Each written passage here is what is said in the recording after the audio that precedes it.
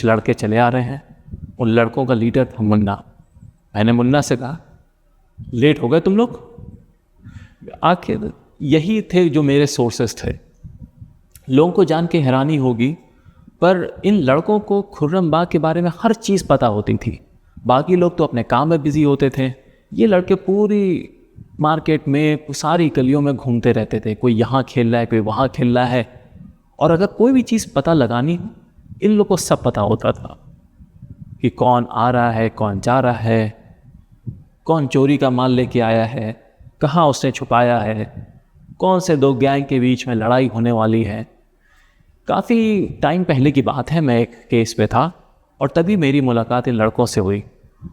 उनको कुछ पैसों की ज़रूरत थी, मैंने उनको पैसे दिए और उन्होंने मुझे इन्फॉर्मेशन दी, और तब से हम लोग के बीच में रिलेशनशिप है कि जब मुझे कुछ पूछना होता है तो मैं इन लड़कों के पास आता, और कुछ भी हो उन लोगों को मालूम होता है, और वो भी बड़ी हंसी खुशी मुझे बताते हैं। हाँ, खुर्रम बाग में कोई भी चीज़ फ्री नहीं होती है, तो उसका भी दाम होता है, पैसे लेते हैं, लेकिन कोई बात नहीं, मुझे कोई दिक्कत नहीं है। मैंने मुन्ना से कहा, लेट हो गए तुम लोग, कहाँ थे? मुन्ना ने कहा, रियान तुम्हारे ही काम पे थे, पता लगा लिया कि कहाँ आने वाला है लखीरा? मैंने कहा वेरी गुड, चलो किधर आ रहा है? हम लोग बढ़ने लगे आगे। मुन्ना ने कहा, तुम्हारे लिए कुछ अच्छी न्यूज़ है और कुछ बुरी न्यूज़ भी है। अच्छी न्यूज़ ये है कि हमें पता चल गया है कि लखीरा कहाँ आ रहा है, और दूसरी अच्छी न्यूज़ ये है कि हम लोग को पक्का पता चल गया है कि वो आज अपने साथ गोल्डन डांसर लेके आएगा। मैंने कहा वेल देन दैट्स इट, लेके आएगा वो अपने साथ, लेकिन उसके साथ जाएगी नहीं, जाएगी वो मेरे साथ। मुन्ना ने कहा, देखते हैं रियान, देखते हैं, ज़्यादा कॉन्फिडेंट ना हो। मैंने कहा क्यों? उसने कहा यही तो ख़राब न्यूज़ है। अच्छा बताओ रियान, हम लोग किस तरफ बढ़ रहे हैं?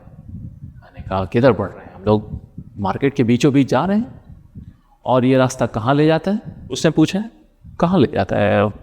वहाँ पे फैक्ट्रीज़ हैं, दुकानें हैं, और मुन्ना ने कहा, और मुझे समझ में आ गया कि वो क्या कहना चाह रहा है। जुलीका की बार है वहाँ पर। तुम्हारा ये तो मतलब नहीं कि लखीरा जुलीका की बार में आ रहा है? मुन्ना और उसके दोस्त हंसने लगे। एग्जैक्टली, वो जुलीका की बार में ही आ रहा है। ये सुन के मेरा दिल बैठ गया। जुलीका का बार, उसके बारे में बताने के पहले बताओ जुलीका है कौन? मिसाना में कई गैंग्स हैं। उसके अंडरवर्ल्ड में कोई भी एक गैंग को नहीं कह सकते कि वो डिफैक्टो लीडर है, लेकिन उनमें जो सबसे खतरनाक जो पर्सन है वो है खुद जुलीका।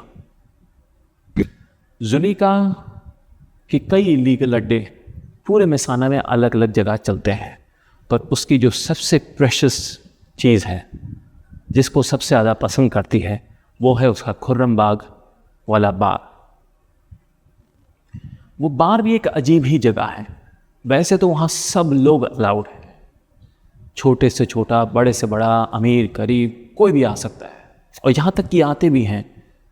गरीब इसलिए आते हैं क्योंकि सही दाम पे अल्कोहल मिलती है, और अमीर इसलिए आते हैं कि उनको जो भी अपने उल्टे सीधे गलत सलत काम करने होते हैं, उसकी जो डीलिंग करनी है, उसकी जो बातचीत करनी है, एक जगह बिना डरे हो सकती है, और वो है जुलीका की बात।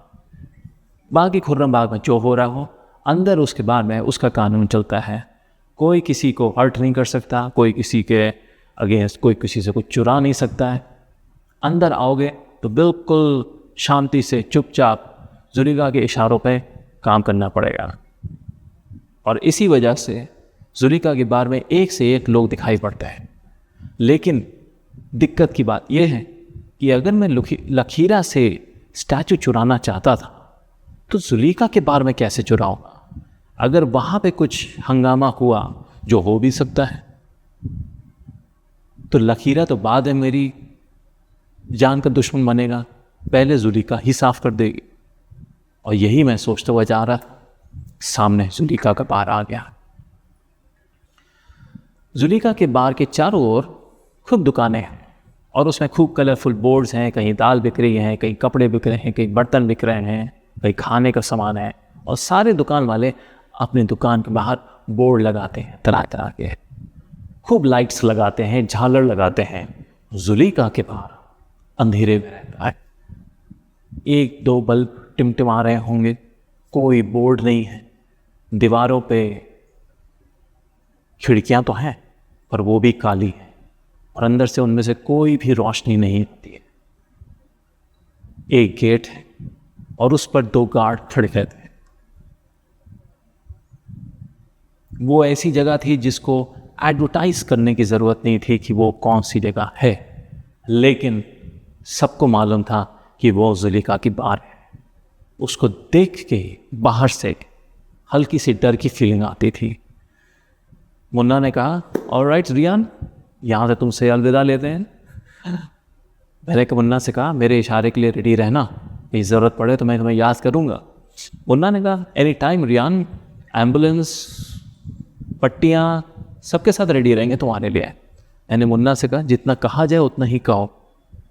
और मैं उन लोगों को छोड़ के जुलेखा के बार में चला गया। बार में एंटर हुआ, हल्का तो डर लग ही रहा था। सामने देखा तो वही नज़ारा था। मैं महीने में 1 या 2 बार वहाँ चला जाता था, क्योंकि पूरे शहर में कहाँ पे क्या हो रहा है उसकी खबर जितनी अच्छी जुलेखा के बार में मिल जाती थी उतनी कहीं और नहीं मिलती थी। एक तरफ काउंटर था जहाँ पे बार में जो लोग रेगुलर आते थे वो बैठे हुए थे। उन्होंने मुड़ के मेरी तरफ देखा और देख के इशारा किया कि इधर आओ। कई दिन हो गए थे मैं उनसे मिला नहीं था। बाकी दूसरी तरफ टेबल्स थी, गोल टेबल्स, चौकोर टेबल्स, जिसके अराउंड चेयर्स पड़ी थी। लोग बैठे थे, ड्रिंक कर रहे थे, स्मोक कर रहे थे, गैमलिंग कर रहे थे, खुल्लम खुल्ला। यहाँ पे किसी तरह की कोई रोक नहीं थी। एक कोने में एक बैंड था जो गाने प्ले कर रहा था।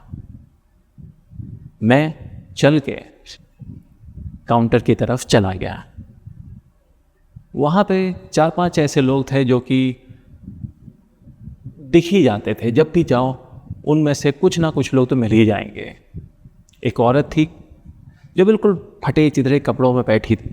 वो ज़्यादा बोलती तो नहीं थी, लेकिन पीने की कैपेसिटी उसकी सबसे ज़्यादा थी और वो आज भी मज़े से पिए जा रही थी। कुछ कंस्ट्रक्शन वर्कर्स थे जो कि पास की कंस्ट्रक्शन की साइट से आए थे। पूरे दिन काम करने के बाद उनके चेहरे बिल्कुल पसीने से और धूल से लथपथ थे। कई ऐसे लोग थे जो कि बाहर खुर्रमबाग की मार्केट में उनकी दुकानें थी।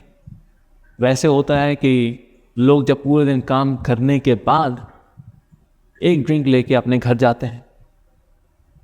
यहाँ क्योंकि खुर्रमबाग मार्केट डिफरेंट ही थी, वो रात में ही चलती थी, तो कई ऐसे दुकानदार थे जो दिन में अपनी दुकान बंद करते थे और रात में खोलते थे और दुकान जाने के पहले एक ड्रिंक लेते हुए चले जाते थे। बड़ा कोई इंटेंस डिस्कशन हो रहा था उनके बीच में। एक न्यूज़पेपर था जो फैला हुआ था। मैंने कहा, क्या बातचीत हो रही है? उन लोगों में से एक आदमी घुमा और उन्होंने मेन जो आर्टिकल था उसकी तरफ पॉइंट किया। पढ़ा तुमने, महल में चोरी हुई है? मैंने हेडलाइन देखी। हेडलाइन में दिखा था, महल में चोरी और चोर फरार, और उसके नीचे एक बड़ी ब्लर्ड सी फोटो थी ब्लैक एंड वाइट में। वही लोगों में डिस्कशन हो रहा था। यार, महल में चोरी कैसे हो गई? मैंने तो सुना कि बड़ी टाइट सिक्योरिटी होती है। वहाँ तक चोर अंदर गया तो गया कैसे? मैंने तो सुना है कि कई 100 मीटर पहले ही लोगों को रोक दिया जाता है। एक दूसरे आदमी ने बोला, मुझे तो लगता है कि विदेशी शक्तियों का हाथ है इसमें। लोगों ने कहा, अरे नहीं भाई, कुछ भी होता है यहाँ पे लोग विदेशी शक्तियों के बारे में बात करने लगते हैं। हो ना हो, ये अपने ही आदमी का काम है। यहाँ राजा के और महल की पॉलिसी से परेशान हो चुके हैं लोग। जनता बिल्कुल परेशान हो चुकी है। हम में से कोई रहा होगा जो गया होगा, कूद गया होगा, भूखा होगा बेचारा, चोरी करने के लिए गया होगा। दूसरे एक आदमी ने कहा, नहीं नहीं नहीं, ये भूख वाली चोरी नहीं लग रही है। लिखा तो है आर्टिकल में, कोई चोरी नहीं हुई, किसी तरह की कोई चोरी नहीं हुई। अच्छा, तो चोरी क्यों नहीं हुई? चोरी नहीं हुई तो वो चोर करने क्या गया था, भगवान जाने क्या करने गया था। पर ये तो है कोई गया तो और बच के भी आ गया और पकड़ भी नहीं पाए।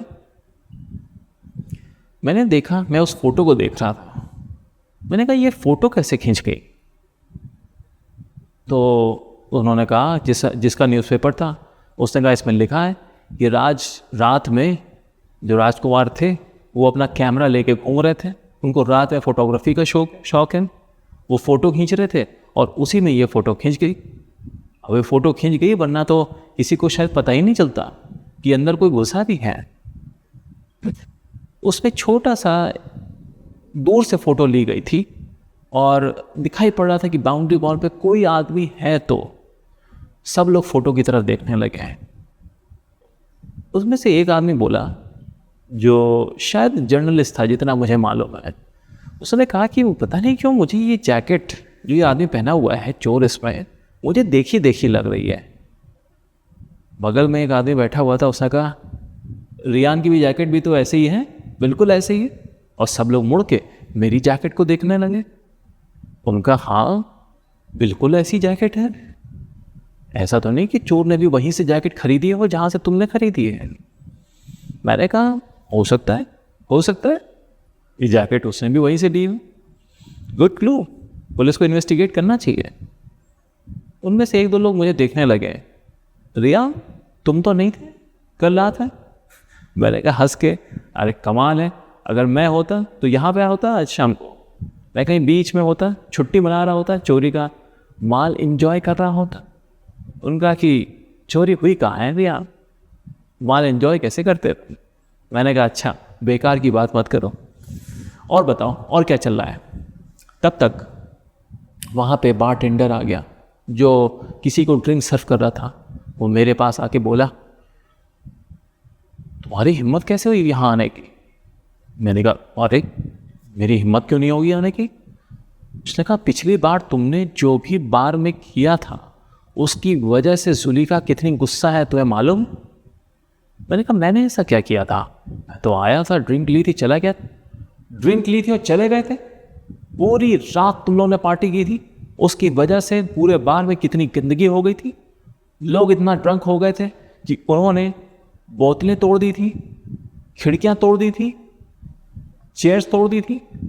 जब अगली सुबह जुलीका आई थी तो उसका गुस्सा झेला नहीं जा रहा था। और जब हम लोगों ने बताया कि किसकी वजह से हुआ है, मैंने कहा वेट ए मिनट, तुमने मेरा नाम लिया था। उनका हाँ ऑब्वियसली तुम्हारा नाम लिया था, तुमने किया था, तुम्हारा ही नाम लेंगे। जुलीका ने कहा है कि जब अगली बार आओ तो तुम उससे पहले मिलो आके। मैंने कहा जुलीका ने बोल दिया होगा, गुस्से में बोल दिया होगा, ऐसी कोई बात थोड़ी है। तब तक बारटेंडर ऊपर देखने लगा मेरे पीछे। मैंने मुड़ के देखा, फर्स्ट फ्लोर पे जुलीका खड़ी हुई थी। जुलीका डायरेक्टली मुझे देख रही थी। उसकी नज़रें ऐसी थीं कि उसकी आंखें इतनी डरावनी थीं कि उसको कुछ कहने की ज़रूरत नहीं थी, उसको कुछ बोलने की ज़रूरत नहीं थी। हर